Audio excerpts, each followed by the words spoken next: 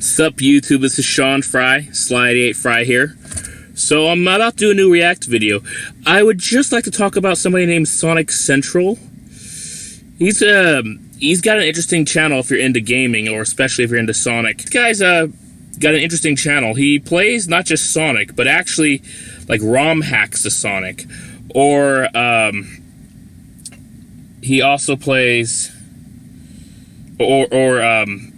you know, mods of Sonic. See, Sonic Mania Plus, but almost Sonic 4. So basically, it's using the graphics of Sonic Mania, but playing like Sonic 4. If you remember Sonic 4, you can imagine that's just going to be kind of weird. I just thought I'd give this guy a shout out. He's aiming to get 100,000 subscribers, and I hope he gets there soon. CBS finally did something really cool. Instead of just being greedy and keeping it on only their streaming service, which not many people are going to get, they got the series premiere of Star Trek Picard. Just thought I'd let you guys know you can actually watch it here on YouTube. That's pretty awesome. At 10 p.m, the Prime Minister will hail the start of a new era. And at 11 p.m. tonight, we will no longer be members of the European Union. Oddly enough, we actually leave at midnight on Brussels time. Here's the latest. Brussels time? So here we go. That's it. Sort of. The start of a new era. An era of utter irrelevance on the international stage. Yay! A new era as the Tories end austerity by introducing further cuts to public spending. Yay! Oh, man. No change here, mate. Just more lies. Sounds like it. There's a strange atmosphere here, Tim. So it's kind of eerie, you know? What's odd is, in Westminster, there's still a few people holding signs up saying, "Stop Brexit! You can't! And what's more, you never could!" Still a few people frantically waving EU flags. You know, I've never understood that. Can you remember at any point before the referendum anyone ever waving an EU flag with pride, like the EU is some sort of woke utopia? That's a good point, actually. Block. It's a club for multinationals to play soggy biscuit. It's where the phrase millionaire's shortbread comes from, you know? And yet, anyone that dared to vote to leave it, you know, like in the 80s, by that dog. when we were told not to sit on a loo seat in case you got AIDS, that's how most of the liberal elite have treated Leave voters ever since the result. Don't touch them, you might turn racist. This week, you had Terry Christian on Good Morning Britain go, "Hi, all right, I'm Terry Christian. I reckon anyone who didn't vote the way I did deserves to live in abject poverty." And then I hate that we when all that wonder happens. why Leave voters would rather vote for Boris than the people that we tell them to vote for. When you say shit like that, Terry, not only do you lose the moral high ground, you also lose the referendum. And you make Piers Morgan seem like a reasonable human being. And you sound I didn't know like a he was twat. unreasonable. Well, these 50 pence pieces are a disgrace.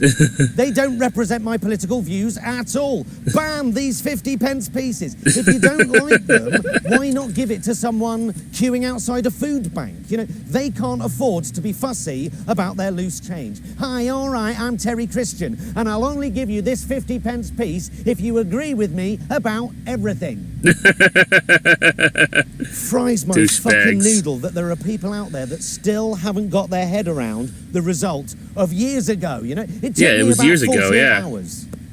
I still sometimes see Trump in front of the seal of the President of the United States, and still, 4 years later, I'm like, how can this fat, lobotomized sexual predator possibly have won the keys to the White House? But Brexit, I mean, I was as shocked as everyone else. Don't get me wrong. I was as shocked as David Cameron, the man who called the referendum and then banned civil servants from doing any preparation for if the country voted to leave, because, you know, what a waste of time that would have been.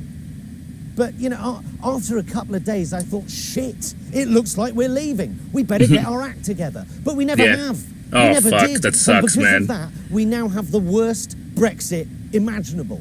Oh, shit, that's terrible. We were told a trade deal with the EU would be the easiest in history. We don't have one.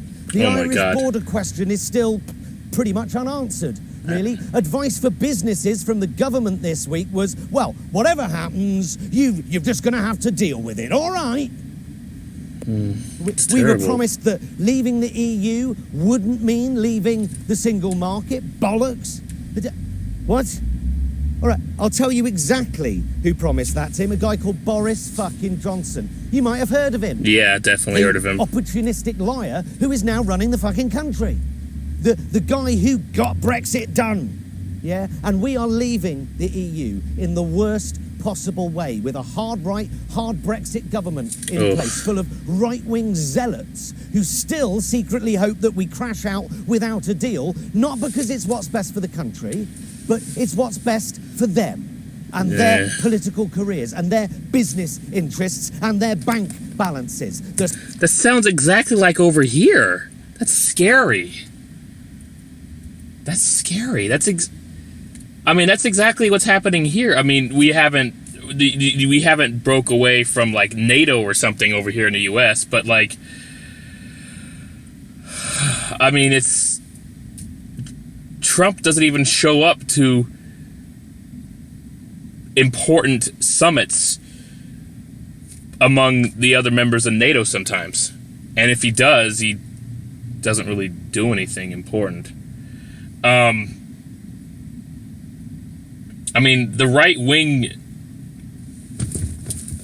people in our government, and actually this is sadly the case with a lot of establishment Democrats too, are all just being bought out by the rich and only looking out for their self-interest and not for the interests of the people.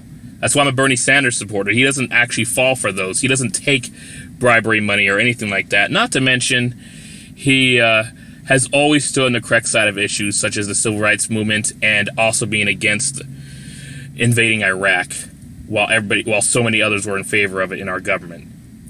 But let's stop talking about the U.S. politics. This is about the UK, which I admit I don't know a whole lot about. If you're from the UK, feel free to leave a comment about what you think of all this, and maybe you can better explain what's going on than I am, or even better understand what Jonathan Pye is referring to. I mean, I'm getting what he's saying, but there's some other things I'm kind of losing track on. Start of a new era. Bastards. Well, just hours to go now. I was about to say before the clock strikes 11, but no Big Ben bongs tonight. Not enough bobs were bunged, if I can get my teeth around that one. But later I will be... Probably should have paused it at a different time. It was so close to the end. All right, well, thank you so much for watching. Please like, comment, and subscribe. I do recommend you check out Jonathan Pye. Even if you're, not from the UK or you don't entirely understand what's going on in the UK, he's a funny, hilarious guy to watch. Thank you so much for watching. Please like, comment, subscribe. Click that bell icon to add me to notifications. I'll be reacting to more Jonathan Pye videos as long as they're getting more views than my other reacts. Not all of them. Obviously, my Ricky Gervais one is the most popular by far. And I'm going to react to more angry video game nerd videos. The one I did is doing above all the rest besides Ricky Gervais as well. And thank you so much. It's pretty scary how it's so similar to here, though. Just corruption in politics, mostly right-wing. And then, of course, he mentioned how out of touch establishment Democrats, establishment liberals are over there too, just like they are here. Like it's so similar. It's crazy. Like I can't believe it. You'd think it'd be it'd be different. One thing for sure though is that people in Britain are more educated than people here in the U.S. Mostly. Depends on where you go, I guess.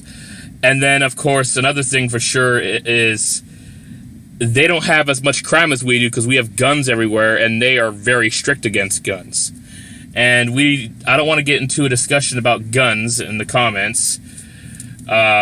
We Americans seem to think having more guns is safer because people can defend themselves. No, it just means more opportunities for people to kill each other. That's not safer.